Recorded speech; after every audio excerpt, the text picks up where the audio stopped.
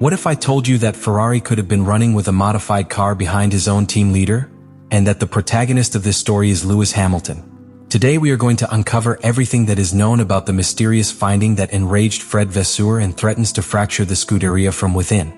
Fred Vasseur, with years of experience smelling problems before they were made public, decided that he was not going to wait a technical report. He headed towards Hamilton's SF25 after the session. He pushed the mechanics and, with the precision of who knows where to look, reviewed the rear of the car. What he found was not on any approved plane in development meetings. An aerodynamic adjustment integrated so subtle that, at first glance, could go through a standard component. The finding was an immediate trigger. The piece was not registered in the official inventory and, most serious, no engineer had informed of its installation. Vasseur, known for his firm temperament, demanded explanations at the time, but the only thing he obtained were evasive and a silence that smelled of cover-up. That same day, he ordered to initiate an internal investigation that extended beyond the Department of Aerodynamics, also playing logistics areas, quality control, and component management. Meanwhile, in the paddock, rumors began to run as gunpowder. Some spoke of an internal sabotage, others of a clandestine attempt to prove a development without official authorization. For Hamilton, the discovery meant that he had been competing with a car that did not respond as he should, and that his fight on the track was not only against McLaren or Red Bull, but against something much closer: his own team. Private tests in Mugello, originally scheduled as a simple fine adjustment session and data collection, became a clinical examination of the true state of SF25.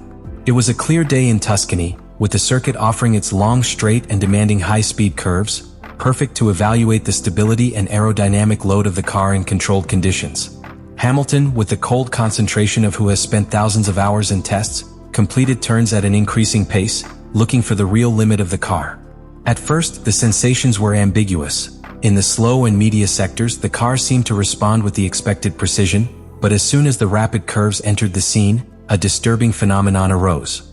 The steering wheel transmitted a slight instability, as if the rear was not anchored to the asphalt with the necessary firmness. The British, accustomed to detecting millimeter problems in the behavior of the car, knew that it was not a simple matter of adjustment.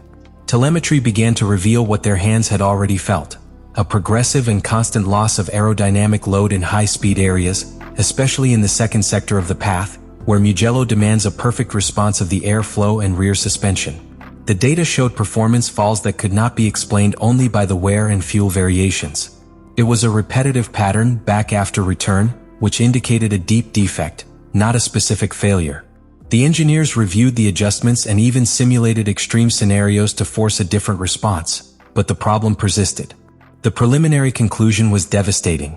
It was not a poorly raised adjustment, but a design vice embedded in the architecture of the SF25.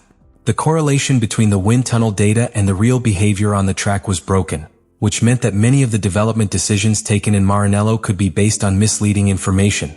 For Hamilton, that day was a bitter revelation. In private, he confessed to people from his circle that the car would not only require adjustments. "I would need a structural review to be truly competitive."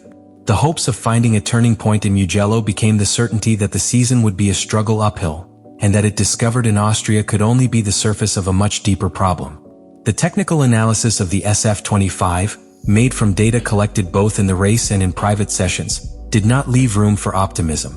What initially seemed a sum of small, badly calibrated adjustments, it was revealed as a framework of structural and conceptual deficiencies that compromised the global performance of the car. The first big critical point was in the rear suspension. Designed with the intention of optimizing the transfer of aerodynamic load to the diffuser, it presented a lack of rigidity that, under conditions of high speed and lateral load, caused unplanned microflexions. These deformations altered the height of the car with respect to the asphalt, destabilizing the airflow under the flat bottom. The result was devastating: sudden loss of aerodynamic load in the fastest curves and difficulty maintaining consistency in the traction at the exit. In a championship where the tenths defined positions, this defect represented an impossible time bleeding. The second great SF25 wound was in the correlation between wind tunnel data and actual track performance. CFD simulations indicated an ideal behavior with perfectly balanced load and drag values, but in circuit, those numbers collapsed. This pointed to the factory validation methodology was failing, whether it was due to errors in the tunnel calibration or by an incorrect reading of virtual models. The impact of this mismatch was twofold. Not only were pieces developed based on erroneous data, but any subsequent improvement should go through an expensive and slow real verification process before being considered reliable. To this was added a thermal management problem in the rear brake system.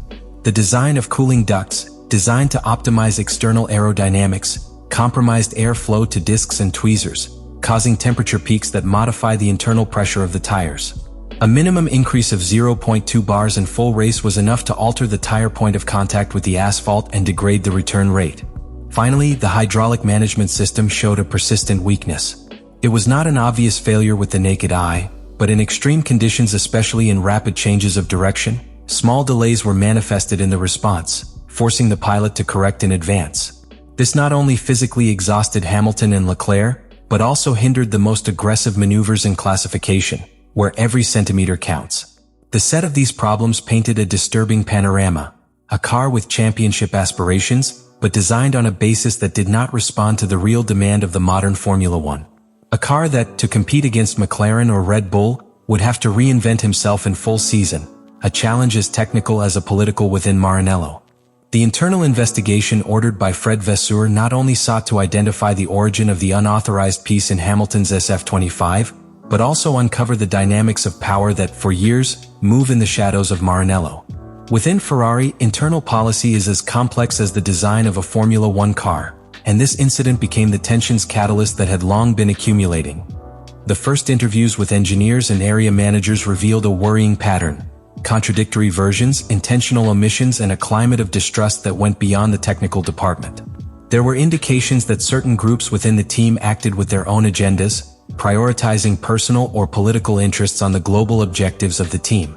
Some veterans pointed to an old internal fracture: the division between the most conservative engineers, who defended to follow a path of safe and proven development, and the most radical sectors, willing to risk with aggressive innovations even if that involved skipping the formal channels of approval.